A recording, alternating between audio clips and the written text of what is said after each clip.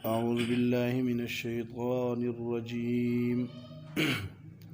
بسم الله الرحمن الرحيم.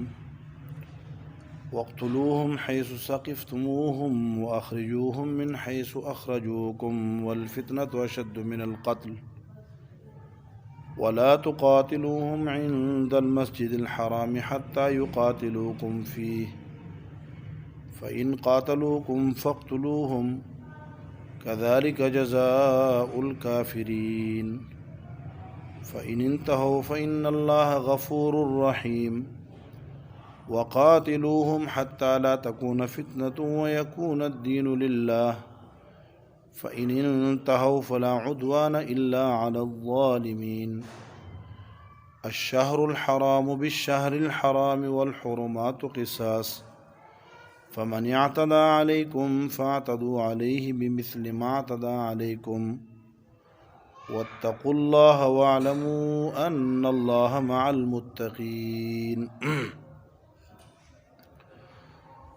واقتلوهم حيث ثقفتموهم، اور ان کو یعنی اہل شرک کو مارو جہاں تم ان پر قابو پالو. وَأَخْرِجُوهُمْ مِنْ حَيْثُ أَخْرَجُوكُمْ، اور نکال دو ان کو وہاں سے جہاں سے تمہیں نکالا ہے، یعنی مکہ سے. وَالْفِتْنَةُ أَشَدُّ مِنَ الْقَتْلِ، اور شرک یہ زیادہ خطرناک ہے من القتل، قتل کیے جانے سے یا قتل و قتال سے. لیکن ولا تقاتلوہم عند المسجد الحرام، ان سے ابتدائی قتال نہ کرو مسجد حرام کے آس پاس. حتی یقاتلوکم فیہ، یہاں تک کہ وہ تم سے اس میں قتال کرنے لگے. فإن قاتلوکم فاقتلوہم، اور اگر وہ لڑنے لگے تو پھر انہیں مار ڈالو. کذالک جزاء الکافرین، یہی سزا ہے، اسی شان کی سزا ہے ان لوگوں کے لیے جو کفر کرتے ہیں. فإن انتہوا، اور اگر یہ لوگ شرک اور مقاتلہ سے، قتال سے باز آ جاتے ہیں تو فإن اللہ غفور، اللہ مغفرت کرنے والے ہیں، ان کے سابقہ گناہ معاف کر دیں گے. رحیم، ان پر مہربان ہے، ان پر مہربان بھی ہوں گے. وقاتلوہم، اور قتال ہمیشہ نہیں کرنا بلکہ اس کی ایک غایہ اور غرض ہے، وہ حاصل ہو جائے بس جنگ بند. وقاتلوہم، اور ان سے لڑتے رہو، قتل ان کو کرتے رہو. حتی لا تکون فتنۃ، یہاں تک کہ فتنہ برقرار نہ رہے، فتنہ نہ رہے یعنی شرک نہ رہے. وَيَكُونَ الدِّينُ لِلَّهِ، اور قانون اللہ کا جاری ہو جائے. فَإِنِ انتہوا، اور اگر یہ لوگ باز آ گئے شرک سے اور فتنے سے، فلا عدوان، تو پھر کوئی ظلم، کوئی زیادتی نہیں ہوگی، کوئی گناہ نہیں ہوگا، الا علی الظالمین، مگر ان لوگوں پر جو ظلم کریں گے. وہ ظلم تم کرو چاہے وہ کرتے ہیں. الشہر الحرام بالشہر الحرام، اور محترم مہینے محترم مہینوں کے مقابلے میں ہیں. والحرمات، اور محترم چیزیں قصاص، برابر ہیں. فمن اعتدى علیکم، پس جس نے تم سے زیادتی کی، فاعتدوا علیہ بمثل ما اعتدى علیکم، تو اسے اتنے ہی مار دو جتنے کہ اس نے تمہیں دی ہے. واتقوا اللہ، اور اللہ تعالیٰ سے ڈرتے رہو. واعلموا، اور جان لو کہ ان اللہ مع المتقین، اللہ تعالیٰ متقین کے ساتھ ہے، ان کی نصرت اور مدد کرتے ہیں اور انہیں کامیاب کرتے ہیں.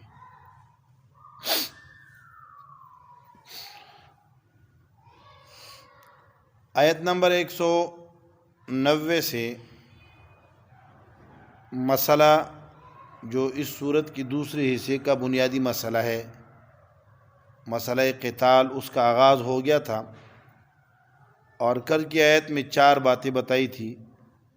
ایک حکم قتال، دوسرا مقصد قتال، تیسرا جن لوگوں سے قتال کرنا ہے اس کا تعین، اور 5واں آداب قتال کے تجاوز نہیں کرنا، جنگ کے اندر بھی حد اعتدال میں رہنا ہے۔ آج کی آیت میں گزشتہ آیات کی وضاحت ہے اور تعمیم حکم ہے باعتبار مکان اور زمان کے۔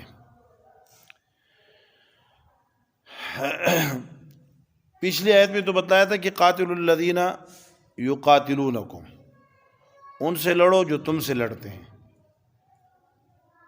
اور اس کا لازمی نتیجہ یہ تھا کہ جو تم سے نہیں لڑتے ان سے نہ لڑو۔ اس آیت میں اس حکم کو عام کیا جا رہا ہے کہ ان سے بھی لڑو جو تم سے لڑتے ہیں، اور ان سے بھی مشرک کو جہاں بھی پاؤ وہاں اس کے ساتھ قتال کرو، اسے مارو۔ یہ تعمیم حکم ہوا۔ پھر آگے اس حکم سے ایک استثنائی صورت بیان کی جا رہی ہے کہ ہاں اگر حرم میں وہ لوگ ہیں، کافر حرم میں ہیں، تو وہاں ان کے ساتھ قتال نہ کرو۔ یہ 3 حکم ہو گئے۔ پہلا حکم یہ ہے کہ جو اقدامی تمہیں مارنے آ رہا ہے اسے مارو۔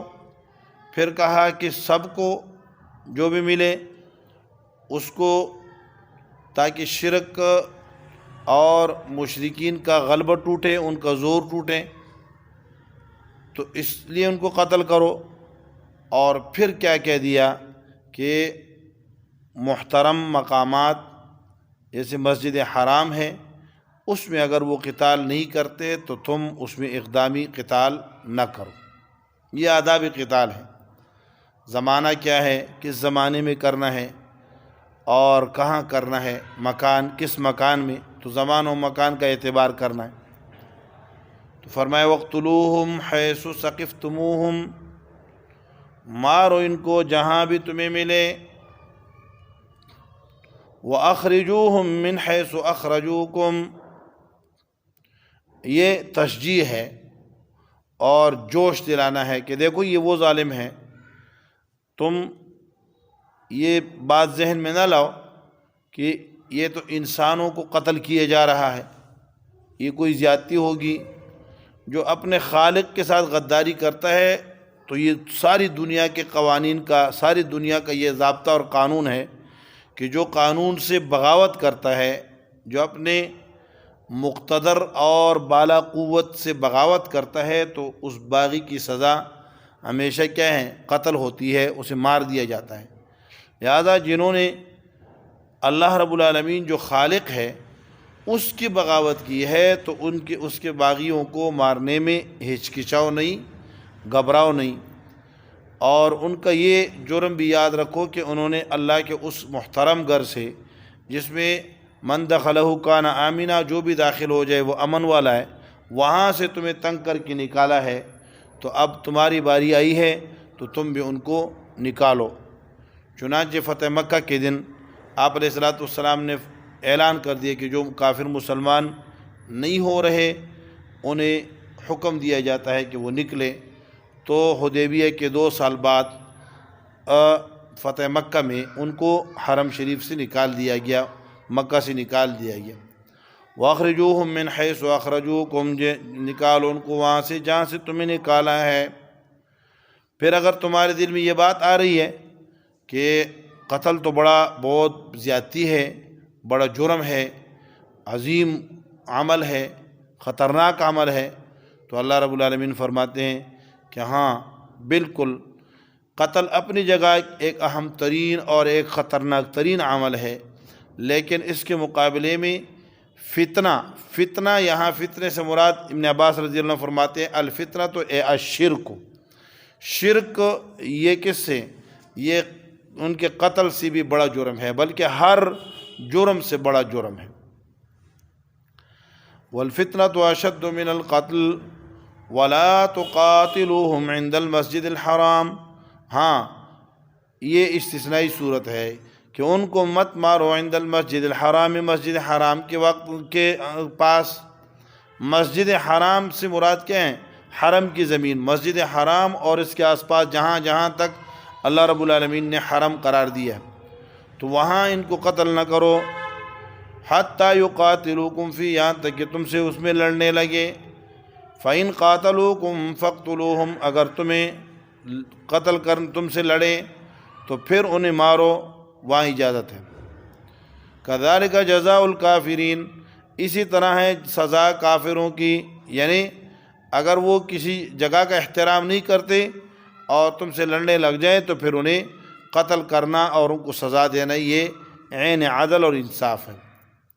فَإِنِ انْتَهَوْا، اور اگر یہ لوگ قتل سے، قتال سے اور اسلام کی مخالفت سے، دین کے بغاوت سے باز آ جائیں، شرک سے باز آ جائیں.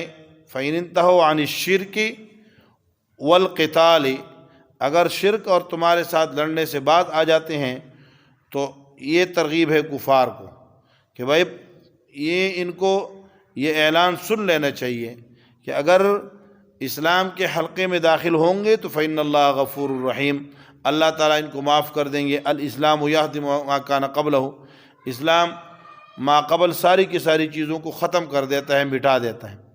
فإن اللہ غفور الرحیم، تو اللہ مغفرت کرنے والا مہربان ہے. وقاتلوہم حتی لا تکون فتنۃ، جنگ اور لڑائی یہ اسلام کا شوق نہیں ہے. ایک کام ہوتا ہے کہ شوق ہے اور آپ اسے کل وقتی اور ہمیشہ ہمیشہ کا ایک عمل قرار دیں. نہیں، یہ کوئی ہمیشہ کا عمل نہیں ہے، کوئی دائمی عمل نہیں ہے اور اس میں کوئی ذاتی حسن نہیں ہے. لیکن اگر اللہ کا دین معطل ہو رہا ہے اور اللہ کی بغاوت وہ سر اٹھا رہی ہے اور اللہ کے نافرمانی کر رہے ہیں تو ان کو درست کرنا اور اللہ کے حکم کے مطابق لانا یہ عین عدل و عین انصاف ہے. لہذا خالق کے باغیوں کو سزا دینے کے لیے وقتی طور پہ جو ہے تمہیں قتال کا حکم ہے. تو فرمایا وقاتلوہم، ان سے لڑتے رہو. اس کی انتہا کہاں ہے؟ کب جا کے رکنا ہے؟ حتی لا تکون فتنہ، یہاں تک کہ فتنہ نہ رہے. فتنے کے یہاں دو معنی ہیں مفسرین نے کیے. ایک معنی تو یہ ہے کہ شرک نہ رہے، شرک ختم ہو جائے. تو جہاں جہاں بھی شرک سر اٹھاتا رہے تم اس کی سرکوبی کے لیے پہنچتے رہو اور اس کا جو ہے علاج کرتے رہو. ایک یا دوسرا معنی یہ ہے حتی لا تکون فتنۃ حتی لا یفتن مؤمن، یہاں تک کہ مسلمانوں کی آزمائش ختم ہو جائے. اب اگر مسلمان کے خلاف جو ہے مسلمان امتحان میں نہیں ہے، اسے کوئی قتل نہیں کر رہا، اسے کوئی تنگ نہیں کر رہا، تو تمہیں اقدامی قتال کرنے کی اجازت نہیں ہے، تم بھی باز رہو. لیکن اگر مسلمانوں پہ آزمائشیں ہیں، مسلمانوں کو تنگ کیا جا رہا ہے، مومنوں کو قتل کیا جا رہا ہے، انہیں گھروں میں نہیں رہنے دیا جا رہا، علاقے ان کے اوپر تنگ کیے جا رہے ہیں، تو پھر تمہاری ذمہ داری بنتی ہے. وَيَكُونَ الدِّينُ لِلَّهِ، دوسری غایہ، ایک غایہ تو یہ کہ آزمائشیں ختم ہو جائیں، امتحانات ختم ہو جائیں، مسلمان فتنوں میں نہ ہوں، اور دوسرا یہ ہے کہ قانون خدا کا غالب ہو جائے. تو اللہ کے وَيَكُونَ الدِّينُ لِلَّهِ، قانون اللہ کا چلنے لگے. یہ دو باتیں اگر ہو جائیں تو بس پھر آگے لڑنے کی ضرورت نہیں ہے. فَإِنِ انْتَهَوْا، اور اگر یہ لوگ باز آ گئے، فَلَا عُدْوَانَ فَلَا تَعْتَدُوا، پھر تم ظلم نہ کرو، إِلَّا عَلَى الظَّالِمِينَ، مگر ان لوگوں پر، ان لوگوں کو ظلم کی سزا دو جو ظالم ہیں. یہاں یہ نہیں کہا کہ گناہ یا ظلم یا جو ہے نا سزا ان کو ملے گی جو کافر ہیں، بلکہ کیا کہا فَلَا عُدْوَانَ إِلَّا عَلَى الظَّالِمِينَ، پھر گناہ اور جرم نہیں ہے مگر ظالم پر. اب ظالم مفسرین نے لکھا ہے کہ اگر کافر ظالم ہیں اللہ تعالیٰ کی وحدانیت کا انکار کر کے، تو اگر وہ کلمہ پڑھ لیتا ہے اور مسلمان اس کو اس کے کلمے کے باوجود مارنے کے لیے ہاتھ اٹھاتا ہے تو پھر یہ مسلمان کیا ہو جائے گا؟ ظالم ہو جائے گا۔ چنانچہ مقداد ابن اسود رضی اللہ تعالیٰ عنہ کے بارے میں ان کی اپنی روایت ہے، صحیحین بخاری و مسلم میں ہے کہ انہوں نے آپ علیہ الصلوۃ والسلام سے پوچھا، اے اللہ کے حبیب، اگر میں کسی کافر سے لڑ رہا ہوں اور اس کافر نے لڑائی کے دوران میرا ہاتھ کاٹ دیا ہے، میرا ہاتھ کاٹ دیا ہے، ایک ہاتھ میرا کٹ چکا ہے اور دوسرے ہاتھ سے میں اس سے لڑ رہا ہوں، اتنے میں اس نے کہہ دیا کہ لا الہ الا اللہ محمد رسول اللہ، افاقتلہ، اور پھر میں اس پر غالب ہو گیا ہوں تو کیا میں اسے قتل کر دوں؟ آپ نے فرمایا نہیں۔ انہوں نے کہا اللہ کے حبیب وہ تو میرا ہاتھ کاٹ چکا ہے۔ آپ نے فرمایا اگر تم اس کو قتل کرو گے تو پھر تم اسی طرح ہو جاؤ گے جس طرح وہ کلمہ پڑھنے سے پہلے تھا، تم اس جگہ پہ چلے جاؤ گے اور وہ اس جگہ پہ آ جائے گا جہاں تم اس کو کیا ہے اس کے کو قتل کر رہے ہو اس وقت۔ تو اگر وہ تم سے کلمہ پڑھنے سے پہلے جس جگہ پہ وہ ظالم تھا اور تم مظلوم تھے اور تم اسے ظلم سے روک رہے تھے، اب اگر تم اس کو قتل کرو گے تو اس کا معنی یہ ہوگا کہ تم ظالم ہو، ایک کلمہ گو کو قتل کر رہے ہو۔ تو فلا عدوان الا علی الظالمین، پھر ظالموں کے اوپر کیا ہے؟ ظلم، زیادتی ظالم کے اوپر ہوگی اور گناہ ظالم کے اوپر ہوگا۔ آگے وہ جو صحابہ کرام کے بارے میں نے کل بتایا تھا کہ ان کو اشکال تھا کہ اشہر حرم میں کیسے لڑیں گے اور اسی طرح احرام میں کیسے لڑیں گے، اسی طرح جو ہے کس میں حرم شریف میں کیسے لڑیں گے۔ تین چیزیں ہیں، احرام ہے، مہینہ محترم ہے اور حرم شریف ہے، تینوں جگہ پہ قتال ممنوع ہے۔ تو اس کا آگے اس کی وضاحت اللہ رب العالمین نے کر دی کہ الشہر الحرام بالشہر الحرام، محترم مہینے محترم مہینوں کے مقابلے میں ہیں، یعنی جس طرح تمہارے لیے قابل احترام ہے ان کے لیے بھی قابل احترام ہے۔ اب اگر وہ ان کا احترام توڑتے ہوئے تمہارے خلاف آ جاتے ہیں اور معاہدے کی بھی پرواہ نہیں کرتے اور تمہیں حرم شریف سے روک دیتے ہیں تو پھر ان کے ساتھ تمہیں لڑنے کی اجازت ہوگی۔ الشہر الحرام بالشہر الحرام والحرمات قصاص، اور محترم چیزیں ساری کی ساری، قابل احترام چیزیں سب کے لیے برابر ہیں۔ فَمَنِ اعْتَدَىٰ عَلَيْكُمْ فَاعْتَدُوا عَلَيْهِ بِمِثْلِ مَا اعْتَدَىٰ عَلَيْكُمْ، پس جو تم سے زیادتی کرے تو تم اس کی زیادتی کا بدلہ دو۔ تم اس سے زیادتی کرو یعنی اس کے بدلے کو زیادتی قرار دیا ہے شکل کی اعتبار سے، وہ بھی زیادتی ہوگی۔ تو یہ معنی نہیں ہے کہ تم ان سے ظلم کرو، بلکہ وہ اگر ظلم کرے تو اسی طرح ہی اس کو سزا دو، بِمِثْلِ مَا اعْتَدَىٰ، زیادہ نہ کرو۔ وَاتَّقُوا اللَّهَ، اور جان لو، وَاتَّقُوا اللَّهَ، اللہ سے ڈرو، وَاعْلَمُوا، اور جان لو کہ أَنَّ اللَّهَ مَعَ الْمُتَّقِينَ، اللہ تعالیٰ متقیوں کے ساتھ ہیں۔ تو جو جتنا اللہ رب العالمین کے احکامات کی پابندی کرے گا اور اللہ تعالیٰ سے ڈرتا رہے گا، وہ جس چیز کو بھی ہاتھ لگائے گا اللہ اس کے ساتھ ہو جائیں گے۔ متقین کی چھوٹی سی جماعت جو صحابہ کرام کی تھی، اس نے ہزاروں لوگوں کے، ہزاروں کفار کو کیا کیا؟ شکست خوردہ کیا۔ اس کی وجہ یہ تھی کہ اللہ کی معیت ساتھ تھی۔ تو اللہ کی معیت آتی ہے تقوی کے ساتھ، متقیوں کے ساتھ، اور تقوی کا حصول ہوتا ہے کس سے؟ تقوی کا حصول اللہ رب العالمین کے احکامات کو ماننے سے اور اللہ کا خوف اور اللہ کا ڈر دل میں بٹھانے سے کہ بندہ گناہوں سے بچے، اللہ کی نافرمانیوں سے بچے، تو اس کے دل کے اندر پھر غیر اللہ کا ڈر ختم ہو جاتا ہے، اور پھر جب یہ لڑتا ہے تو یہ کیا ہوتا ہے؟ یہ پھر اللہ کا نائب اور اللہ کا قاصد بن کر لڑتا ہے، اور جب وہ اللہ کا قاصد اور نائب بن کر لڑے گا تو پھر اللہ رب العالمین اس کی مدد نصرت آگے پیچھے سے کریں گے، پھر کوئی قوت دنیا کی اسے جو ہے وہ کیا نہیں کر سکیں گی؟